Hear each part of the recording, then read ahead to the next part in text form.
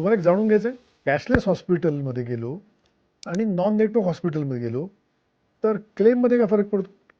एक लक्षात घ्या, तुम्ही जर नेटवर्क हॉस्पिटलमध्ये गेले, जिथे कंपनी कॅशलेस सुविधा देते, तिथे तुम्हाला खिशातून कमीत कमी पैसे भरावे लागतात. म्हणजे समजा 5 लाखाचा क्लेम आहे, तर तुम्हाला 5 ते 15% भरावे लागतात, जे नॉन पेएबल आयटम असतात, कन्झ्युमर आयटम असतात त्याच्यासाठी.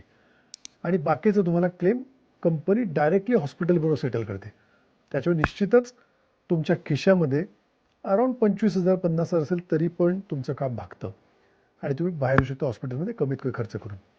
तेच तुम्ही नॉन नेटवर्क हॉस्पिटलला ॲडमिट झाले तर तुम्हाला वेळेवर इंटिमेशन देऊन सगळा पैसा भरून हॉस्पिटलचा 5 लाखच्या 5 लाख पूर्ण भरून मग पुढच्या 15 दिवसात किंवा कंपनीने दिलेल्या टाईम पिरियडमध्ये डॉक्युमेंट कंपनीला सबमिट करावं लागतात आणि त्यानंतर कंपनी तुम्हाला क्लेमची अमाऊंट जितकी ॲडमिसिबल असते तेवढी अमाऊंट तुम्हाला रिइम्बर्स करते.